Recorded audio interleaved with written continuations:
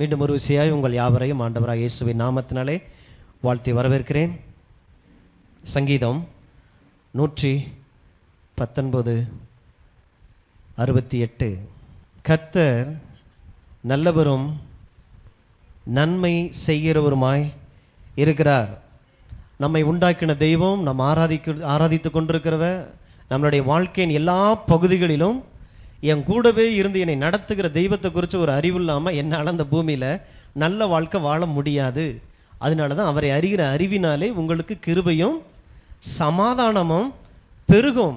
அவரை நீங்கள் அறிந்து கொள்ளும் பொழுது உங்களுக்கு கிருபையும் சமாதானமும் பெருகும். ஏதோ ஒரு காரியத்தில் ஆண்டவர் உங்களை விட்டு கொடுத்துறார் அப்படின்றது இல்லை. இன்னும் சொல்ல போனால் வேதம் எபிரேயரில் போட்டிருக்கு, நான் உன் தேவன் என்று சொல்வதற்கு வெட்கப்பட மாட்டேன் அப்படின்றாரு. நம்ம இன்னைக்கு வாழ்கிற வாழ்க்கை, இன்னும் சொல்ல போனால் நம்ம பெற்றவங்களா இருக்கணும், கூட பிறந்தவங்க, கட்டினவங்க, அவங்க கூட நமக்கு செய்கிற சில செயலை பார்க்கும்போது நீ எல்லாம் ஒரு மனுஷனாயான்னு கேட்குற மாதிரி இருக்கும். ஆனால் ஆண்டவர் சொல்கிறாரு, அவங்க அப்படி கேட்டலாம், ஆனால் நான் உன்னை பார்த்து ஒரு பொழுது நீ செஞ்சிருக்கிற காரியத்தை பார்த்து வெட்கப்படலை. அதனால நீ தைரியமா நீ அண்டையில் வா. அந்த உன்னை வெட்கத்திற்கு உள்ளாக்குன்னு அந்த காரியத்திலிருந்து நான் உன்னை தூக்கி, எந்த இடத்துல விழுந்தியோ அந்த இடத்துல இருந்தே நான் உன்னை தூக்கி எடுத்து அனைவருக்கு நான் உன்னை சாட்சியாக வைக்கிறேன்னு சொல்லி தான் ஆண்டவர் இந்த உலகத்தில் எல்லா மனிதர்களையும் அன்போடு கூட அழைக்கிறார். அதனால தான் இந்த சத்தத்தை கேட்குற உங்கள் வாழ்க்கையிலையும் சில வெட்கக்கேடான சில காரியங்கள் நடந்திருக்கலாம். அது தெரிஞ்சோ தெரியாமலோ அல்லது சில விஷயங்களை நம்ம அறியாமையிலையோ எதையோ ஒன்று நம்ம பண்ணியிருக்கலாம். ஆண்டவர் அன்போடு கூட அழைக்கிறது என்னன்னா, நான் உன் தேவன் என்று சொல்வதற்கு நானே வெட்கப்படலை, அப்புறம் நீ ஏன் வெட்கப்படுற? நான் வெட்கப்படாத தேவன். அந்த வெட்கப்படாத தேவன் அன்போடு கூட அழைச்சிருக்கிறார். அப்படி அழைத்து தான் நம்ம இந்த இடத்துல வந்திருக்கிறோம். அப்போ ஆண்டவருடைய வார்த்தை சொல்லுகிற தேவனுடைய பிள்ளைகள், தேவனை நம்புகிறவர்கள், தேவனை விசுவாசிக்கிறவர்களுக்கு சொல்றார், நான் உனக்கு நல்லவரும் நன்மை செய்கிறவருமாய் இருக்கிறேன். அப்போ நான் உனக்கு எந்த தீமையும், உன் வாழ்க்கையில் சந்திக்கிற எந்த தீமைக்கும் எனக்கும் சம்பந்தம் இல்லைன்றதை ஆழமாய் அறிந்து கொள். அதுதான் கூட கடந்த 2 வாரங்களாக பார்த்து கொண்டு வருகிறோம். நம் தேவன் தீமை செய்கிறவர் அல்ல. ஸோ அதில் குறிப்பாக பார்த்துட்டு வர்றோம், நம்மளை ரொம்ப அவிசுவாசப்படுத்துகிற அல்லது கடவுள் அப்படின்னாலே நம்மளை கொஞ்சம் குறைச்சி மதிப்பிட வைக்கக்கூடிய ஒரு காரியம் யோபுவினுடைய வாழ்க்கை. ஆனால் அந்த யோபுவினுடைய வாழ்க்கையை நீங்கள் உள்ளே இறங்கி பார்த்தீங்க அப்படின்னா அநேக நன்மைகள் அதில் இருக்கும். கடவுளுக்கும் அவருக்குமான அநேக உறவு சம்பந்தமான நிறைய விஷயங்கள் அங்கே ஆண்டவர் சொல்லியிருப்பார். நல்ல நல்ல வார்த்தைகளாக இருக்கும். ஆனால் அதெல்லாம் விட்டுட்டு இன்னைக்கு கிறிஸ்துவம் பார்த்தீங்கன்னா அதிகமாக எடுத்துக்கொண்டது என்னன்னா, கர்த்தர் கொடுத்தார், கர்த்தர் எடுத்தார், கர்த்தருடைய நாமத்திற்கு ஸ்தோத்திரம். ஆனால் யோபு நல்ல மனுஷன். முதல் அதிகாரத்திலே வாசிக்கிறோம், அவர் நல்லவர், உத்தமர், சன்மார்க்கர், தேவனுக்கு பயப்படுகிற மனிதன். அப்படிப்பட்ட மனுஷனுடைய வாழ்க்கையில் எப்படி இவ்வளோ பெரிய தீமைகள் நடந்தது அதான் பார்த்துட்டோம். அநேக காரியங்களை பார்த்தோம். இன்னைக்கு விசேஷமாய் அவருடைய சரீரத்தில் வியாதி வந்தது, தொழுநோய் வந்தது. ஒரு ஓடை வச்சு சொரிஞ்சுக்கிட்டே இருந்திருக்கிறார். அதனால தான் சண்டே கிளாஸ் புத்தகத்தில் யோபு அப்படின்னு பார்த்தீங்கன்னாலே இந்த மாதிரி படம் தான் காட்டும். வெறும் பார்த்தீங்கன்னா அவுட்லைன் மட்டும் கொடுத்துட்டு அவருக்கு படம் வரைகன்னு சொல்லி கொடுத்துருவாங்க, கலர் கொடுக்க சொல்லி. நம்ம பிள்ளைங்க தெளிவாயிரும். அந்த சின்ன சின்ன டாட்டா இருக்கிறதுலாம் சிவப்பு சிவப்பா வரைஞ்சி வச்சுருவாங்க. என்னன்னு பார்த்தீங்கன்னா அதுதான் புண்ணம். அப்போ யோபு அப்படின்னாலே நம்ம கண்ணுக்கு வர்றது வியாதி உள்ள ஒரு சரீரத்தோடு கூட இருக்கக்கூடிய ஒரு மனிதன். அப்போ வியாதி தேவ சித்தமா, தேவன் தான் தந்தாரா? யோபு 2ஆம் அதிகாரம் 10ஆம் வசனம். யோபு 2:10. அதற்கு அவன், நீ பைத்தியக்காரி பேசுகிறது போல் பேசுகிறாய், தேவன் கையிலே நன்மையை பெற்ற நாம் தீமையையும் பெற வேண்டாமோ என்றான். இவைகள் எல்லாவற்றிலும் யோபு தன் உதடுகளினால் பாவம் செய்யவில்லை. ஏன்னா ஒன்று பேசிட்டு, அப்போ அவர் சொன்னது சரிதானே, ஏன்னா வாயினால பாவம் செய்யலைன்னு வேற போட்டிருக்குது இல்லையா? அப்போ அது என்ன அர்த்தம்? தன் உதடுகளினால் அவர் பாவம் செய்யலை. என்ன சொல்லிட்டாரு? கர்த்தரிடத்திலிருந்து நன்மையை பெற்ற நாம் தீமையும் பெற வேண்டாமோ? அப்போ கர்த்தர் நல்லதும் செய்கிறார், கெட்டதும் செய்கிறார். அவரிடத்துல நல்லது வாங்கும் போது மாத்திரம் நம்ம எப்படி நம்ம ஸ்தோத்திரம் செஞ்சோமோ அதே போல அவரிடத்திலிருந்து வருகிற தீமை உள்ள வரும் பொழுது நல்ல ஆழமாக ஸ்தோத்திரம் சொல்ல வாய் பழகட்டும். தத்துவம் பார்க்கும்போது சரியாக தான் இருக்குது. ஏன்னா ஒருத்தட்ட இருந்து வாங்கும் பொழுது, ஏன்னா நம்ம உலக பிரகாரமாக நம்ம அர்த்தம் பார்க்குறோம். ஒருத்தட்ட இருந்து நன்மை வருதுன்னு அப்போ தீமை செய்யும் போது நம்ம இப்படி சகிச்சு வாழ்ந்துட்டோம். இதை வச்சுட்டு என்னையை வச்சு நான் கடவுளை பார்க்க ஆரம்பிக்கிறேன். ஆனால் வேதம் அதை அப்படி சொல்லப்படலை. யோபு ரொம்ப நல்ல மனுஷன், பாவி அல்ல, ஆனால் சரியான அறிவில்லாதவராய் இருந்திருக்கிறார். இந்த வார்த்தைகள்லாம் பார்க்கும் பொழுதும் அவருடைய வாழ்க்கையில் நடந்த சம்பவங்கள்லாம் பார்க்கும் பொழுதும் வேதம் நமக்கு அர்த்தம் சொல்லுகிறது. நன்மை பெற்ற நாம் தீமையை பெற வேண்டாமா? ஆசீர்வாதத்தை பெற்ற நாம் சாபத்தை பெற வேண்டாமா? யோபு வாழ்க்கையில எல்லாமே நம்ம வாசிக்கும் பொழுது ஏதோ திடீர் நடந்த மாதிரியே நம்ம நினைச்சிட்டோம். அடுத்தடுத்த வசனங்கள்லாம் அப்படி உடனே சொல்லும். என்ன, ஒருத்தன் வயல்ல இருந்து ஓடி வர்றான், திடீர்னு வானத்திலிருந்து அக்கினி இறங்கி எல்லாத்தையும் பட்சித்து போட்டது, பிள்ளைங்க மாறி மாறி செத்து போறாங்க, அவங்கள்ட்ட இருந்த எல்லா நன்மை, ஆடு மாடு ஒட்டகங்கள் எல்லாம் பார்த்தீங்கன்னா மொத்தமா காலி. உடனே நம்ம என்ன நினைச்சிட்டோம்னா, ஒரே நாள்ல எல்லாமே நடந்துருச்சு.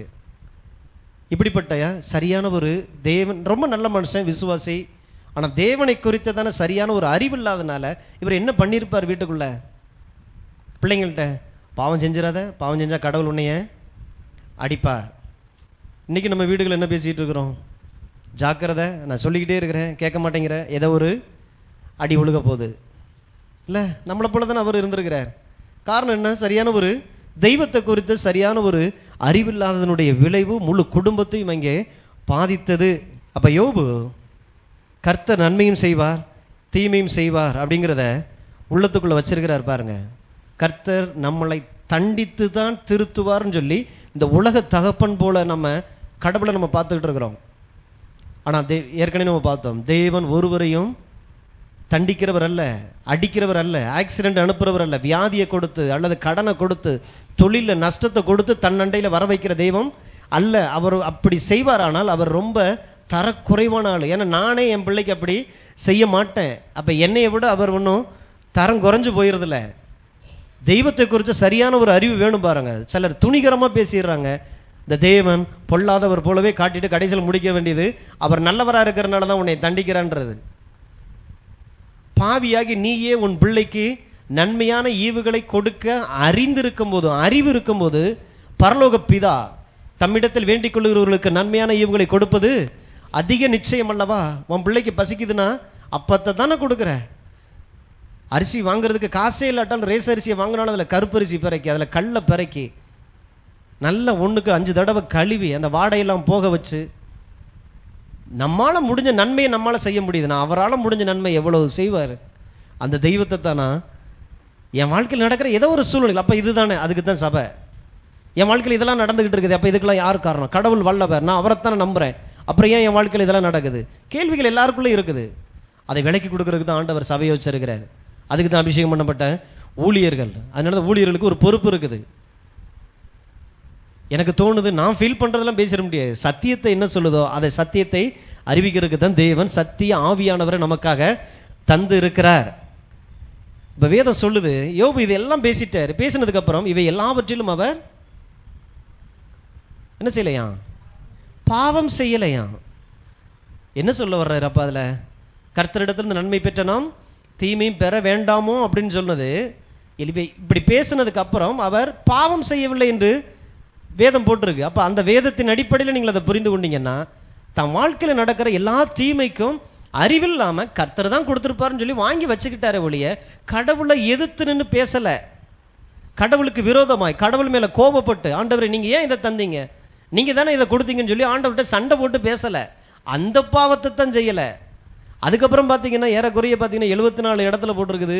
அவர் நிறைய காரியங்களை பேசிட்டு கடைசி அதிகாரத்தில், ஆண்டவரே என் புத்திக்கு எட்டாத காரியங்களை, எனக்கு தெரியாத காரியங்களிலே நான் அளப்பினேன், என் வாயை நான் மூடிக்கொள்கிறேன்னு சொல்லி மனம் திரும்பினதுக்கு அப்புறம் தான் இழந்து போன எல்லாவற்றையும் அவர் இரட்டத்தனையாய் திரும்ப பெற்றுக்கொண்டார்.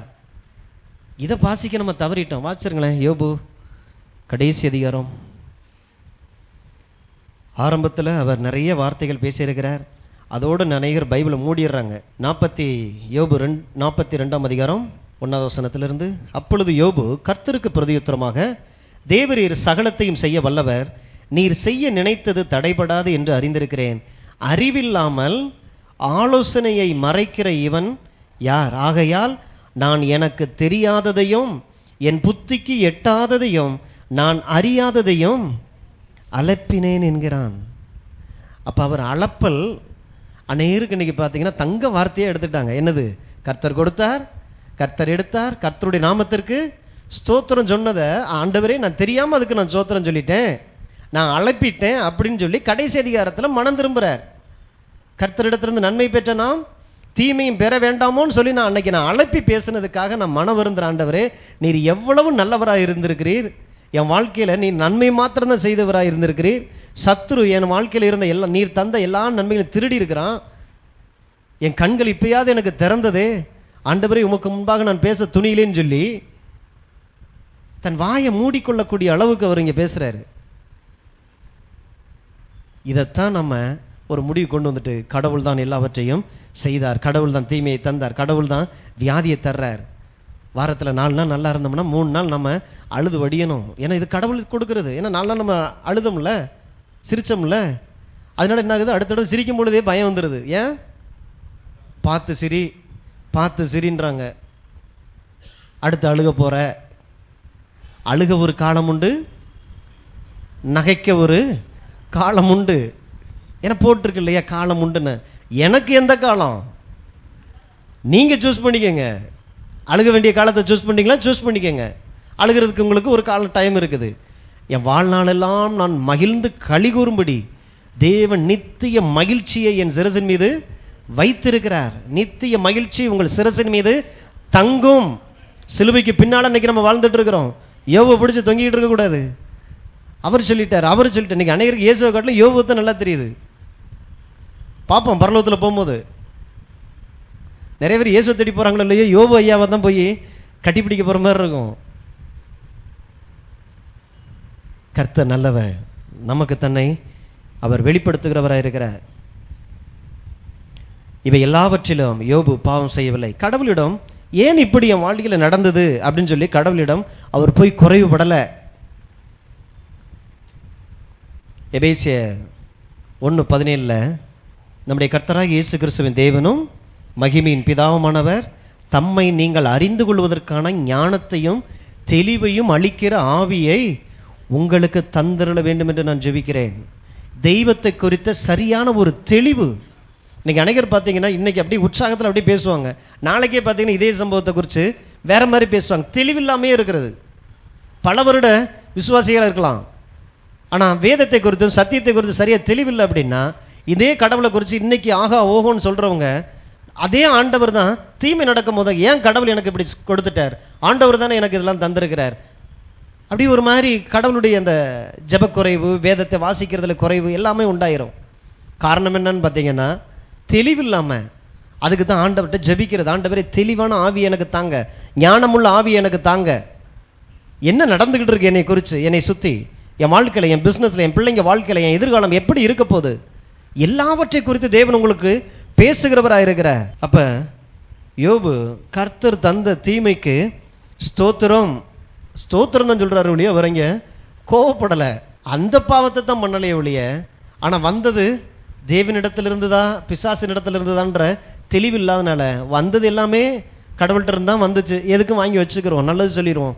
ஆண்டவரே உமக்கு ஸ்தோத்திரம், சந்தோஷமாக ஏற்றுக்கொண்டார். ஆனா தெளிவு ரொம்ப அவசியம். எனக்கு இது தேவையா? இன்னைக்கு அந்த ஏழை லாசரும் ஐஸ்வர்யவான் சம்பவத்தை நடந்ததை பார்த்தோம். எப்படின்னு பார்த்தீங்கன்னா அவர் வாழ்நாள் முழுசும் இதே தொழுநோய் பிடிச்சு இந்த பூமியில் வாழ்ந்துட்டு இருக்கிறார். ஆசையெல்லாம் பார்த்தீங்கன்னா அந்த பணக்காரன் வீட்டில் இருந்து அவர் சாப்பிட்டுட்டு மிச்சம் போடுறது ஏதாவது விழுகாதான்னு சொல்லி ஆசையாக இருந்தான்னு போட்டுருக்கு. எல்லாரும் பிடிச்சிட்டாங்க. ஏழையாக இருந்தால் தான் பரலோகத்துக்கு போகலாம், பணக்கார ஐஸ்வர்யவான் நரகத்துக்கு போனார்னு. விஷயம் யார் பரலோக நரகத்துக்கு போவான்னு சொல்ல வரல. ஏன்னா இங்கே அவர் இருந்தது ஆபிரகாமுடைய மடியில் இருக்கிறார். ஆபிரகாம் இந்த பூமியில் நல்லா இருந்தார். இன்னைக்கு அதே லாசருக்கு ஒரு வாய்ப்பு கிடைக்குதுன்னு வைங்க, ஆபிரகாம்கிட்ட கட்டாயம் சொல்லியிருப்பார் இல்லையா, உங்களை போல நானும் நல்ல ஒரு வாழ்க்கை வாழ்ந்திருக்கலாம். எவ்வளோ விஷயங்களில் தெளிவு அடைஞ்சு இன்னைக்கு அதே லாசருக்கு இன்னைக்கு திரும்ப ஒரு வாய்ப்பு கிடைக்குது.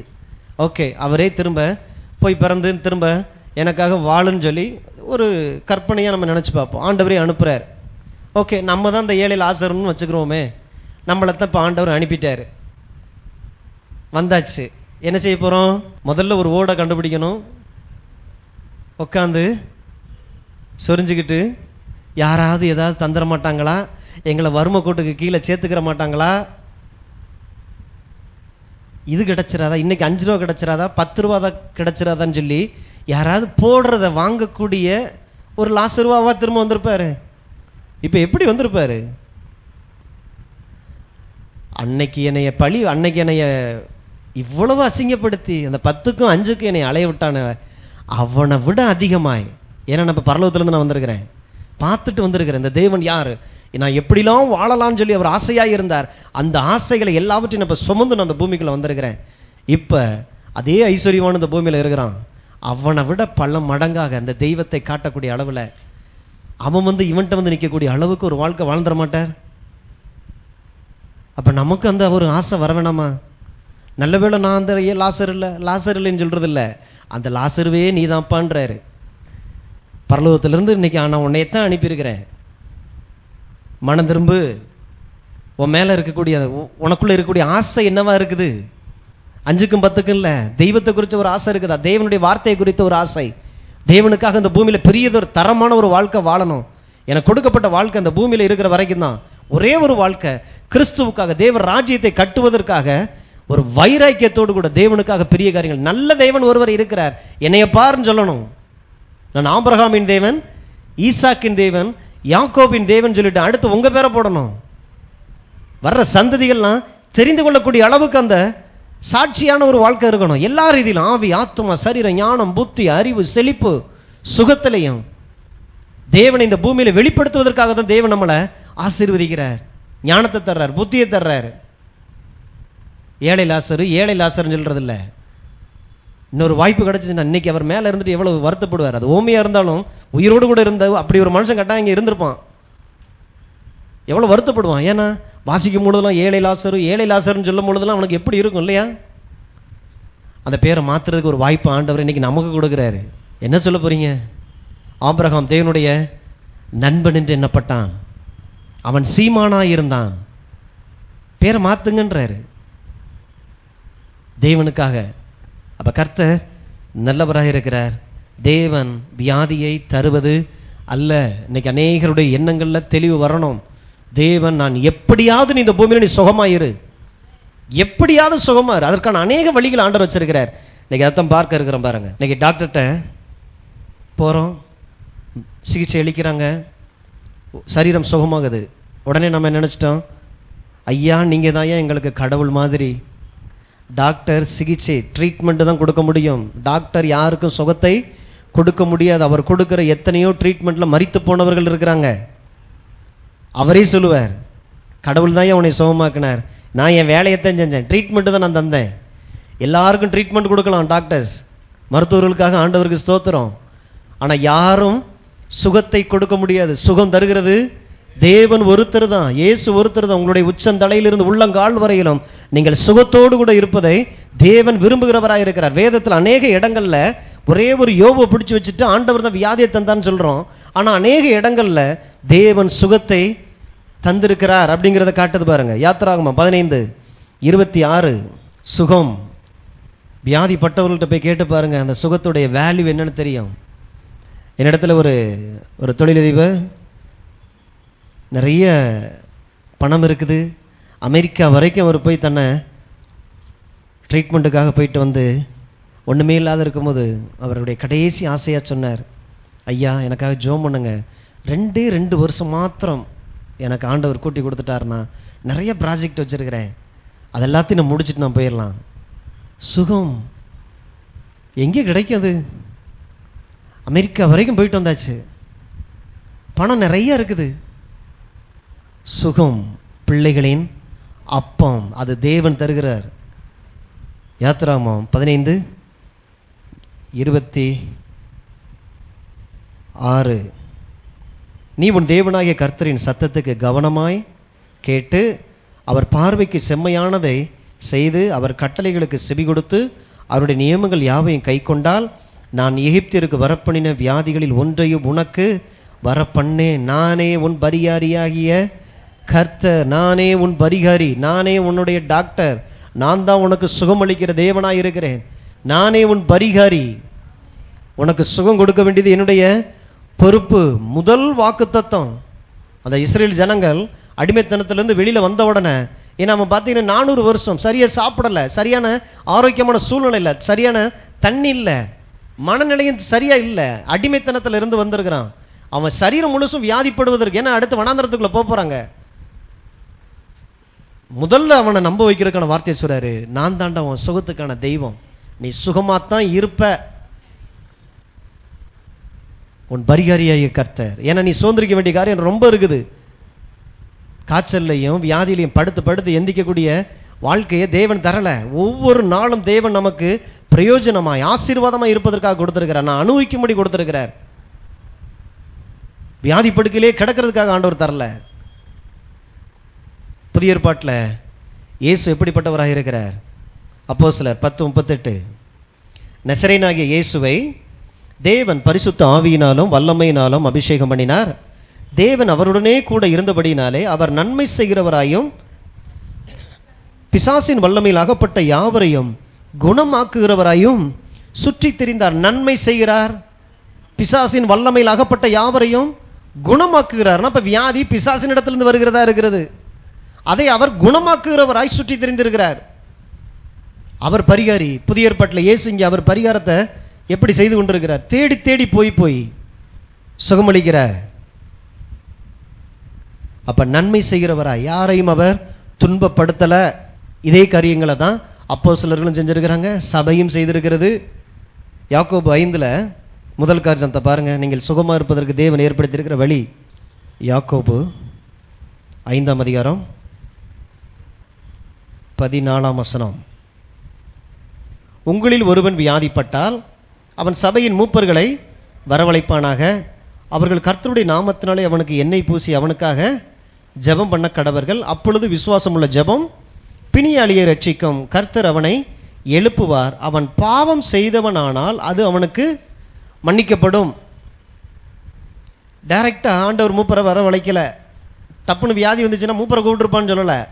13வது வசனத்தில் போட்டிருக்குது, உங்களில் ஒருவன் துன்பப்பட்டால் ஜெபம் பண்ண கடவன். ஃபர்ஸ்ட் பிரேயர் நீங்க பண்ணணுமா? வீட்டில் நீங்கள் ஜெபம் பண்ணும் பொழுது ஒரு அற்புதம் நடக்குது. அநேக நேரங்களில் நான் ஜெபம் பண்ணியும் எனக்குள்ள ஒரு விசுவாசம் இல்லாத ஒரு ஜெபம் இருக்க வாய்ப்பு இருக்கு. எப்படி? இவ்வளவு வலிக்கு மத்தியில் இந்த வழியெல்லாம் சுகமாகுமா? ஏன்னா டாக்டர் ரிப்போர்ட்டு மாற்றி மாற்றி வருது. சுகர் பார்த்தீங்கன்னா குறையவே இல்லை, இன்னும் ஏறிக்கிட்டே தான் போகுது. ப்ரெஷர் குறையலை, கொலஸ்ட்ரால் குறையலை. ஏன்னா டாக்டர் ரிப்போர்ட்டு நம்ம அறிவு நிறைய வருது. பக்கத்தில் உள்ள ஆள் பார்த்தீங்கன்னாக்க ஏதாவது ஒரு அடக்க ஆராதனைக்கு போயிட்டு வருவோம். என்னாச்சு? நல்லா தானே இருந்தார். இல்லை, சுகரு ரொம்ப காலமாக இருந்துச்சான். டப்புன்னு பார்த்தீங்கன்னா ஹார்ட்டில் அட்டாக் வந்துருச்சு, செத்து போனார். இங்கே டப்பு டப்புன்னு இங்கே அடிக்க ஆரம்பிச்சிருது. ஏன்? நமக்கும் ரொம்ப காலமாக இருக்குது, ப்ரெஷர் இருக்குது, கொலஸ்ட்ரால் இருக்குது. அவருக்கு அது சுகர் மாத்திரம் தான் இருந்தது. நமக்கு எல்லாம் இருக்குன்னு உடனே நம்மளை அறியாமலே நம்ம மனசு பார்த்தீங்கன்னா ஆயத்தமாகுது. ஆஹோ, அடுத்து நம்ம தான். ஏன்னா பக்கத்து வீடு வரைக்கும் வந்துடுச்சுல. அவ்வளோ நல்ல மனுஷன், அவருக்கே வந்திருக்குது, சின்ன வயசும் கூட. நமக்கு நிச்சயம் சாத்தியம் அதிகமாக இருக்குது. உன் பக்கத்தில் 1000 பேரும் உன் வலதுபுறத்தில் 10000 பேர் விழுந்தாலும் உன்னை ஒன்றும் அணுகாது. அதுக்கு தான் ஆண்டவர் நமக்கு ஒரு வாய்ப்பை வச்சிருக்கிறார். நீ ஜெபம் பண்ண, ஜெபத்துக்குள்ள சுகத்தை கொண்டு வரக்கூடிய வல்லமை இருக்குது. துன்பப்பட்டால் ஜெபம் பண்ணுன்னு தான் சொன்னாரே ஒழிய துன்பத்தை சகிச்சுக்கன்னு சொல்லலை. சகிக்க கூடாதுங்கிறதுக்கு தான் ஜெபமே பண்ணுன்றார் ஆண்டவர். என் வாழ்க்கைக்குள்ள நீங்க வாங்க, என்னை நீங்க நடத்துங்க, என் வாழ்நாள் முழுவதும் நீரே தேவனாய் இருந்து நீ ஆளுகை செய்யுங்க. ஸோ இப்போ ஒருத்தர் ஜெபம் பண்ணி பார்க்குறாரு. ஏதோ ஒரு தடை இருக்குது அவருக்குள்ள, ஏதோ பாவ காரியங்கள், அநேக காரியங்கள் இருக்கும். அதனால அவருக்கு விசுவாசம் இல்லை. ஜெபம் பண்ணி பண்ணி பார்த்து சோர்ந்து போறாரு. ஆனால் வியாதியினுடைய வீரியம் அதிகமாக இருக்குது. அப்படிப்பட்ட நேரத்தில் சபையிலேருந்து மூப்பர் போகிறாங்க. மூப்பர் போய் இங்கே என்ன செய்ய போறாரு? ஏன் மூப்பர் போகணும்? அவர் போய் இப்போ இவருடைய விசுவாசம் உள்ள ஒரு ஜெபம். அங்கே பார்த்தீங்கன்னா எண்ணெய் பூசி ஜெபிக்க சொல்கிறார். உடனே பார்த்தீங்கன்னா எண்ணெயோட விலைலாம் ஏறிடுது. கேட்டால் இது ஜெப எண்ணெய் அப்படின்னு சொல்லி எதுவுமே இல்லை. கடவுள் எதற்காக இதை வச்சாருங்கிறது முதல்ல புரிந்து கொள்ளணும். ஏன்னா அவனால் விசுவாசிக்க முடியல. காணப்படாத அந்த சுகத்தை அவனால் எடுக்க முடியல. காணப்படாத அந்த உலகத்தை அவனால் பார்க்க முடியாமல் இருக்கும் பொழுது காணப்படுகிற ஒரு காரியம் அவனுக்குள்ள விசுவாசத்தை கொண்டு வந்துடலாம் அப்படிங்கிறதுக்காகத்தான் ஆண்டவர் அந்த எண்ணெய் அவன் மேலே பட்ட உடனே ஒரு விசுவாசம் அவனுக்குள்ள வருது. ஏன்னா தேவன் வார்த்தையில் எழுதியிருக்கிறார், எண்ணெய் பூசி ஜெபிக்கும் பொழுது அந்த இடத்துல அற்புதம் உண்டாகணும். எண்ணெய்னால அற்புதம் உண்டாக போறதில்ல. அவர் ஒன்று சொல்லி இருக்கிறார், இந்த எண்ணெயை நீ போட்ட அப்படின்னா அங்கே சுகம் உண்டாகும். அவர் சொல்லி இருக்கிறதுனால இப்ப எனக்குள்ள, ஏன்னா நான் தான் டெய்லி தானே தலைக்கு எண்ணெய் வைக்கிறேன், ஏன் அதுல சுகமாகல? அந்த சிச்சுவேஷன்ல காணப்படாத காரியங்களை அவனால விசுவாசிக்க முடியல. அப்ப காணப்படுகிற இந்த எண்ணெயை நான் அவன் தலையில வச்சு நான் ஜெபிக்கும் பொழுது, அப்ப மூப்பர் ஏன் போறாரு? ஏன்னா தொடர்ந்து அந்த ஒரு சபைக்கோடு ஒரு உறவுல இருக்கிறார். அந்த மூப்பரும் அவர் கண்காணிக்கிறார். இந்த ஆள் இப்படி வர்றார், இவர் போறார், இப்படிலாம் பேசுறார், இப்படிலாம் பழகுறார். அப்ப அவருக்குள்ள என்ன நடந்திருக்குங்கிறது அவரால் யூகிக்க முடியுது. சபையின் மூப்பர்களை வரவழைக்க கடவன். அதனாலதான் சபையோட ஒரு உறவு இருக்கணும் பாருங்க. மூப்பர் போய் சொல்லுவார், தம்பி இல்லை, உங்களுக்கும் உங்கள் சகோதரனுக்கும் ஏதோ வாய்க்கா சண்டை இருந்துச்சு, இருக்கும் பொழுது நீங்களே கொஞ்சம் கசந்துக்கிட்டு இருக்கிறீங்க, கொஞ்சம் அந்த கசப்புலேருந்து வெளியில் வாங்க, அவரை கொஞ்சம் மன்னிங்க, கடவுள் உங்களை ஆசீர்வதிப்பார், அவரும் உங்கள் சகோதரர் தானே, ஒரே ரத்த உடன்பிறப்பு தானே. மூப்பர் போய் இந்த வேலையை சொல்லுவார். சொல்லி அவருக்கு இங்கே இருக்கிற கட்டுகள்ல இருந்து அவரை விடுதலை ஆக்குவார். விடுதலை ஆக்கின உடனே, ஆண்டவரே என்னைய மன்னிங்க, ரத்தத்தினால என்னை கழுவுங்க, இத்தனை ஆண்டு காலம் என் சகோதரனோட நான் கசப்பில் நான் வாழ்ந்துட்டேன். இதே போல நிறைய காரியங்கள் இருக்கு. அப்ப மூப்பர் போகும்பொழுது மூப்பர் போய் எதுதான் சொல்வார்? அவனை விசுவாசத்திற்குள்ள கொண்டு வர வைக்கக்கூடிய வார்த்தைகளை சொல்லக்கூடிய மூப்பர். மூப்பர்னா எல்லாரும் மூப்பர் வீட்டில் லைன் கட்டிடக்கூடாது. மூப்பர்கிட்ட என்னமோ ஒன்று இருக்கு. மூப்பர்கிட்ட ஒன்றும் இல்லை,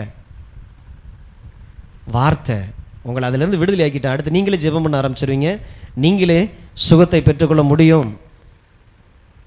அப்ப என்னைய வியாபாரமாக ஆக்கிடக்கூடாது. நியாயாதிபதியில் பார்த்தீங்கன்னா, சிம்சோன் பார்த்தீங்கன்னா, ஒரு கழுத தாடை எலும்பை எடுத்து 1000 பெலிஸ்தியர்கள் அடித்து கொண்டிருப்பான். தனக்கு எதிராக வந்த 1000 பெலிஸ்தியர்கள், அவங்கெல்லாம் பார்த்தீங்கன்னா பட்டயத்தோடும் ஈட்டியோடு உள்ளே வந்து நிற்கும் போது சுற்றிட்டான். முடிஞ்சோன்னு நினைக்கும் போது கையில் இவன் வெறும் வழிபோக்கனாக போயிருக்கிற ஒரு இடத்துல சுற்றி சுற்றி பார்க்குறான். ஒன்றும் இல்லை, ஒரு செத்து கிடக்கிற ஒரு எலும்பு கூட கிடக்கிற ஒரு கழுதையை பார்க்குறான்.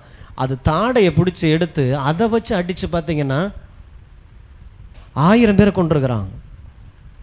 அப்போ நேரம் கழுத தாடை அப்படிங்கிறது ஒரு ட்ரேடாக இருக்கணும்ல, ட்ரேட் மார்க்காக இருக்கணும்ல. ஓ, இப்போ கழுத தாடையை வச்சு அடித்தோம்னா 1000 பேரை. ஆனால் அழகாக போட்டிருக்கு, கழுத தாடையை போட்டு விட்டு கடந்து போனான். அவன் தலைமையில் இருக்கிற பரிசுத்த ஆவியானுடைய வல்லமை, அபிஷேகம் அவ்வளோ பெருசு. கழுத தாடை பெருசு இல்லை, என்ன இங்கே பெருசு இல்லை, உங்களை விடவா என்ன பெருசு? தேவன் உங்களுக்கு தானே ரத்தத்தை சிந்தி இருக்கிறார். என்னைக்கா ரத்தத்தை சிந்தினாரு? நிறைய பேர் தன்னை விட தான் வீட்டில் இருக்கிற என்ன பாட்டில் பெருசாக பார்க்கறது. இஸ்ரேல் டூர் பயணம் போயிட்டு வந்தார். போயிட்டு வந்து பார்த்தீங்கன்னா வரும்பொழுது பரவசமாக வந்துட்டார். கடவுளுடைய காரியங்களை நான் அங்கே பார்த்தேன், கெச்சமனை தோட்டத்தை பார்த்தேன், சிலுவையை, கொல்கத்தா மலையை பார்த்தேன், எல்லாத்தையும் பார்த்தாரு. யோர்தான் நதியை பார்த்தேன் அப்படின்ட்டு அப்படியே கண்ணை விரிச்சு எல்லாம் சொன்னார். நல்லது, நம்மளும் போகலாம், வாய்ப்பு இருந்தா கட்டாயம் நம்மளும் போகணும். ஏன்னா அவர் நமக்குள்ள ஒரு விசுவாசத்தை கொண்டு வரும். ஆனால் அடுத்து அவர் செஞ்சது, அவர் பேக்கில் இருந்து ஒரு 1 லிட்டர் வாட்டர் கேன் எடுக்கிறாரு. எடுத்து பார்த்தீங்கன்னா என் கண்ணு பார்க்கவே அதிலிருந்து ஒரு மூடி எடுத்து இன்னொரு எம்டி பாட்டிலில் ஊற்றுறாரு. ஊற்றிட்டு அவர் வீட்டில் இருக்கிற தண்ணி அந்த 1 லிட்டரு இந்த எம்டி வாட்டர் கேனில் ஊற்றிட்டு ஒரே ஒரு மூடியை மட்டும் யோர்தான்லேருந்து கொண்டு வந்து அந்த தண்ணி எடுத்து இதில் ஊற்றிட்டு ரொம்ப ஜபத்தோடு கொண்டு வந்து என்கிட்ட கொடுக்குறாரு. கொடுத்துட்டு, ஐயா இதை நீங்கள் வச்சுக்கோங்க, இது உங்களுக்கு தேவைப்படும்.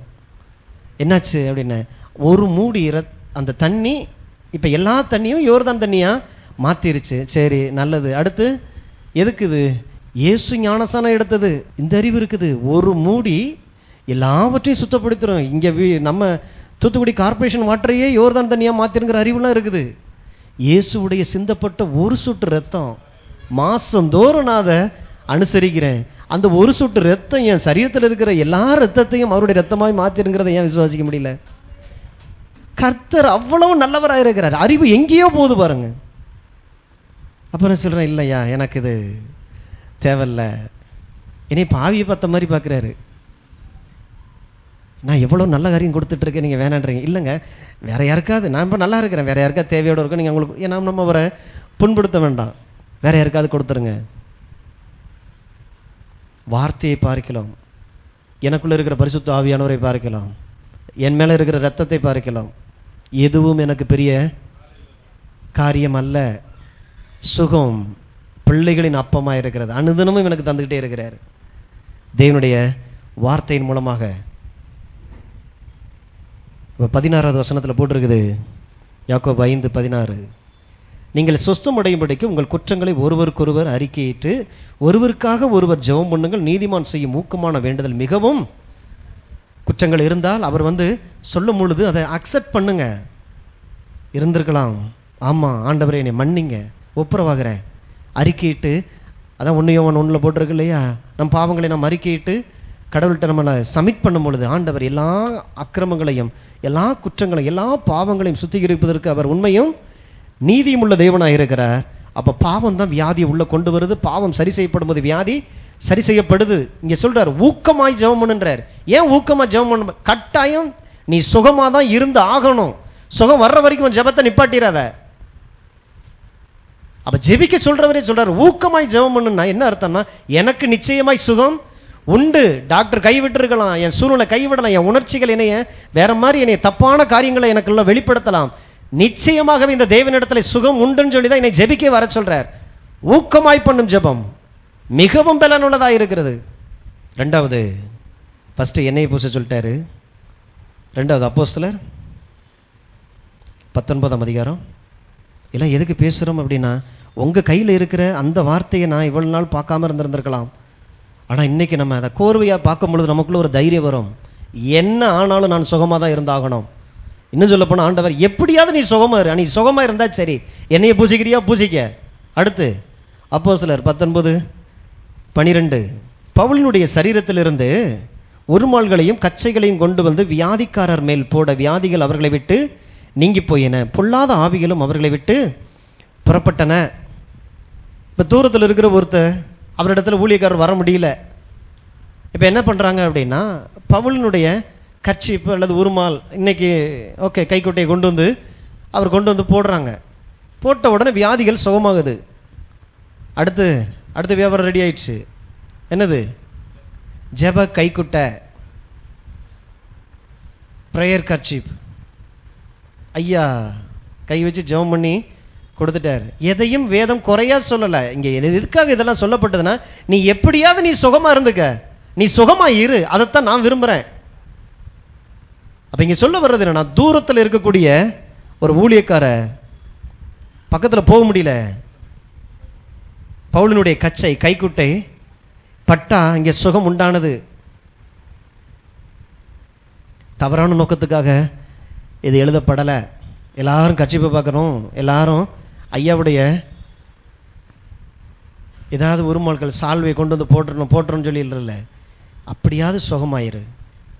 ஒரு வாய்ப்பு தான் கொடுக்க. ஏன்னா வேதம் சொல்லப்பட்டிருக்கிறதுனால ஒரு வாய்ப்பை கொடுக்குற. நீ சுகமா இருக்கிறக்கு ஏதோ ஒன்று உன்னை தொட்டாதான் நீ சுகமாங்கிற அளவுக்கு நீ தூரமா இருக்கிற விசுவாசத்துல பரவாயில்ல. விசுவாசம் நம்மை குணமாக்குது. மற்றவருடைய துணிகள் நம்மளை குணமாக்குவது அல்ல. நீங்கள் மேலானவர்கள், நீங்கள் மேலானவர்கள். உங்களுக்குள்ள தேவன் தன்னுடைய வல்லமை வச்சிருக்கிறார். மார்க் 6:56 அல்லாமலும் அவர் பிரவேசித்த கிராமங்கள், பட்டணங்கள், நாடுகள் எவைகளோ அவைகளின் சந்தை வெளிகளிலே வியாதிக்காரரை வைத்து அவருடைய வஸ்திரத்தின் ஓரத்தை ஆகிலும் அவர்கள் தொடும்படி உத்தரவாக வேண்டும் என்று அவரை வேண்டிக் கொண்டார்கள். அவரை தொட்ட யாவரும் சுஸ்தமானார்கள். வஸ்திரத்தின் ஓரம், இயேசுனுடைய வஸ்திரம். இதெல்லாம் எங்கே போயிடுச்சு அப்படின்னா, இயேசு அங்கே இஸ்ரேல் டூரில் போயிட்டு சிலுவையில் ஒரு சிராயை பிச்சுட்டு வந்துட்டு, அல்லது அங்கே இருக்கிற கல்லை பிறகி மண்ணை பிறகி கொண்டு வந்து வச்சுட்டு, அந்த அளவுக்கு விசுவாசம் போகுது. ஏன்னா கடவுளை நான் விசுவாசிக்கிறேன். அப்போ அவர் தொட்டது எல்லாமே எனக்குள்ள அற்புதத்தை கொண்டு வந்து நினைக்கிறேன். சிலுவையில் ஒரு ரத்தம் சிந்தினாரு, இன்னைக்கு எனக்குள்ள புதிய உடன்படிக்கை கொடுத்தாரு. அந்த சரீரம் அடிக்கப்பட, கிழிக்கப்பட, பிக்கப்பட, ரத்தத்தை சிந்தினாரு. அதெல்லாம் எதுக்கு? ஆவியில எதுக்கு மறுபிறப்பை கொடுத்த?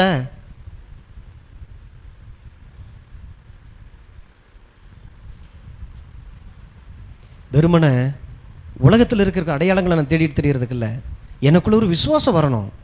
அதனால தான் அவர் இந்த பூமிக்கு வந்த உடனே இந்த அவரது பிறந்த அந்த மாட்டுக்கொட்டையை போய் ஆளாளுக்கு பிச்சு பிச்சு எடுத்துட்டு போனா, ஏசு இங்கே தான் பிறந்தார், இங்கே தான் பிறந்தாருன்னு சொல்லி. அதுக்காக இல்லை, உள்ளுக்குள்ள சத்திய தெரிகிற அறிவு இருக்குது. எனக்காக வந்திருப்பாருன்னா அவருடைய அன்பு எவ்வளவு பெரியது. எனக்காக தன் ஜீவனையே கொடுத்திருப்பாருன்னா அவருடைய அன்பு எவ்வளவு பெரியதா இருக்கிறது. அன்பை உணராம நான் வெறுமனை அவருடைய துணியவும் அவருடைய நடந்து திரிஞ்ச அந்த இடத்துல இருக்கிற மண்ணையும் கல்லையும் பறக்கி வச்சுட்டு அவருடைய இருதயத்தை நான் வேதனைப்படுத்துறதுக்கு நான் அழைக்கப்படலை. ஆண்டவரே, உம்முடைய அன்பு பெரிது, மரணத்தை விட வலியது, பாதாளத்தை விட கொடியது. என் மேல அவ்வளவு அன்பா இருக்கிறார், உங்க மேல அவ்வளவு அன்பா இருக்கிற தேவன். அப்ப நம்ம இயேசு ஏதோ பெரும்பாலும் ஸ்திரீ மாத்திரம் தான் வந்து தொட்டதுனால அந்த வஸ்திரத்தின் ஓரத்தை தொட்டதுனால சுகமடைஞ்சா நம்ம பார்க்குறோம். ஆனால் வேதம் சொல்லுது, அநேகர் அன்னைக்கு மார்க்கெட்டில் அவர் நடந்து தெரியும் போது கூட வஸ்திரத்தின் ஓரத்தை ஆகல. ஏன்னா அவர் மேலே இருக்கிற விசுவாசம்.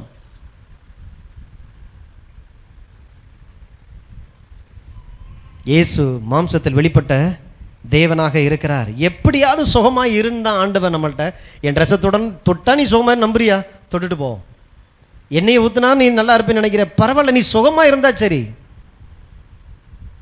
1 கொரிந்தியர்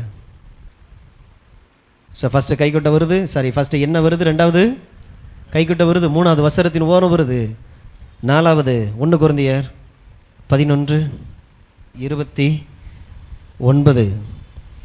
எண்ணத்தினாலெனில் அபாத்திரமாய் போஜனபானம் பண்ணுகிறவன் கர்த்தருடைய சரீரம் என்னதென்று நிதானித்து அறியாததினால் தனக்கு ஆக்கினை தீர்ப்பு வரும்படி போஜனபானம் பண்ணுகிறான். திருவிருந்தை குறித்து பேசுறாரு.